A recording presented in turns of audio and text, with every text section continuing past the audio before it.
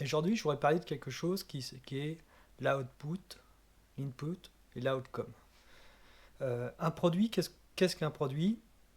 C'est un investissement pour obtenir un résultat qu'on va vendre auprès de clients. Alors c'est ce qu'on peut traduire par l'input. Qu'est-ce que je vais mettre comme énergie? Temps, argent. Et qu'est-ce que ça va me produire comme fonctionnalité? Alors déjà, souvent, il y a un gros décalage au niveau des directions entre. Ils évaluent simplement sur l'output et non sur l'input. Vous verrez des grands classiques. Pourquoi il a fallu 3 jours pour faire un bouton? Pourquoi il faut 2 semaines pour mettre un champ de saisie, etc., etc. Et bien là, c'est qu'on a mal évalué le ratio input-output. Je vais vous donner un exemple très simple. Je veux pouvoir saisir une adresse pour faire de la géolocalisation, par exemple. Si si je demande à mon équipe de dev de faire quelque chose de propre, ils vont me faire un champ de saisie dans lequel je vais saisir l'adresse et ça me permettra d'être localisé sur une carte. Et là, on va me dire, il y en a pour un mois, ou 2 semaines, ou un temps long. Et là, on va me dire, mais pourquoi il faut tant de temps pour un simple champ de saisie? En vérité, ce champ de saisie, on va pouvoir saisir dedans une adresse, avec des espaces, des virgules, le code postal avant la ville, etc. Et donc, on va devoir cacher toute la complexité de décodage de ce champ texte pour le transformer en des champs d'adresse pour pouvoir arriver à obtenir les coordonnées GPS après. Si j'avais demandé quelque chose de rapide, j'aurais tout simplement mis veuillez saisir le numéro de rue, c'est un champ. La rue, c'est un autre champ. Le code postal, c'est un autre champ. La ville, c'est un autre champ. Le pays, c'est un autre champ.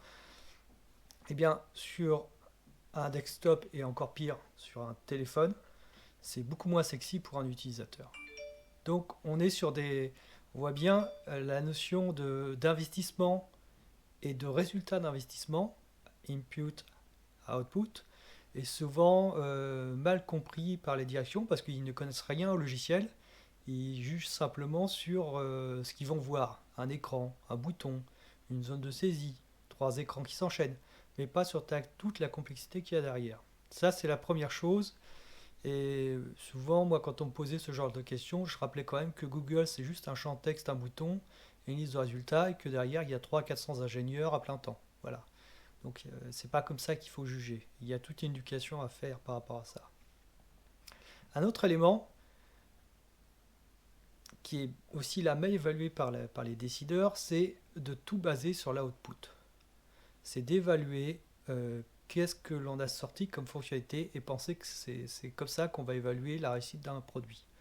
C'est totalement faux.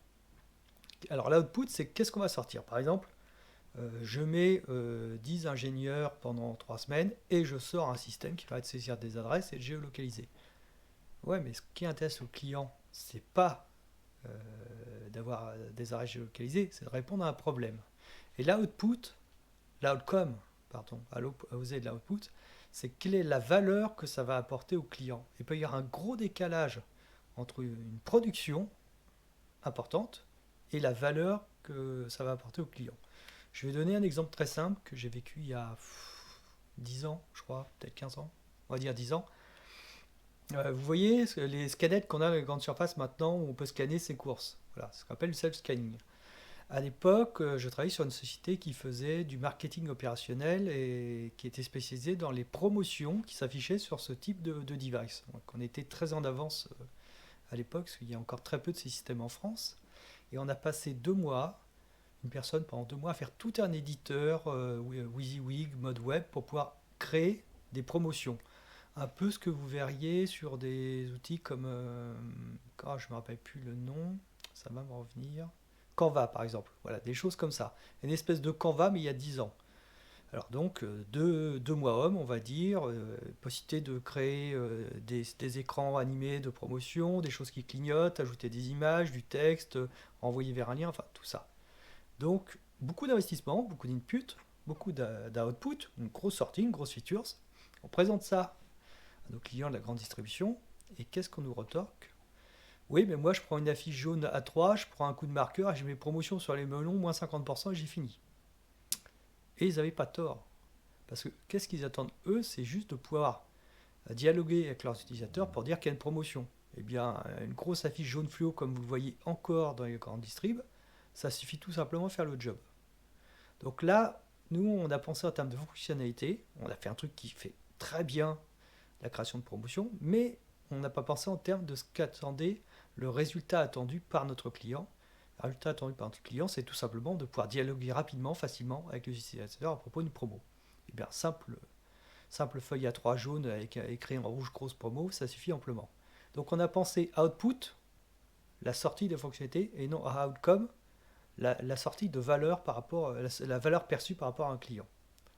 Alors, on ne va pas rester défaitiste, hein, évidemment, là on a fait une erreur, on ne peut pas lutter contre la grosse feuille A3 jaune fluo, mais si on réfléchit un peu, pourquoi est-ce qu'ils font des promotions? Eh bien, ils font des promotions parce qu'ils ont besoin de fidéliser leur clientèle. Ils ont besoin que cette clientèle revienne plus souvent. Ils ont besoin que cette clientèle n'aille pas dans d'autres grandes surfaces.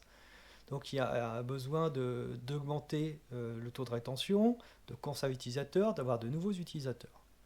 Eh bien, lorsqu'on a cette scanette où on scanne ses courses, on peut ne pas se contenter des promotions. On peut essayer de créer un dialogue avec ses utilisateurs, par exemple par des questionnaires qui vont permettre de récupérer de la donnée, mais aussi de l'engagement utilisateur. On va leur demander leur avis, donc ça va créer une relation de proximité.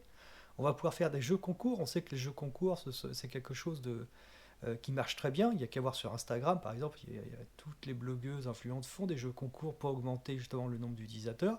Et bien faire des jeux concours alors que les personnes sont en train de scanner leurs courses, c'est un moyen d'engager encore plus fort les utilisateurs. Et là, on crée un dialogue, on crée de l'analytique, on crée de la data, on peut même faire de l'A/B testing sur des promotions, par exemple, à l'époque on n'y avait pas pensé au départ, c'est-à-dire proposer différents types de promotions, voir quels sont ceux qui fonctionnent le plus. Tandis que la feuille jaune fluo, la melon à moins 50%, on ne peut pas faire d'A/B testing.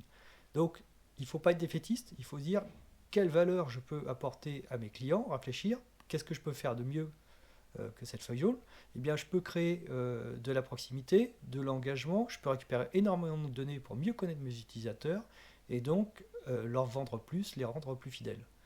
Donc, il ne faut pas penser output, il faut vraiment penser outcome, donc se concentrer sur la valeur et de cette valeur demander qu'est-ce qu'on doit produire pour pouvoir correspondre à cette valeur.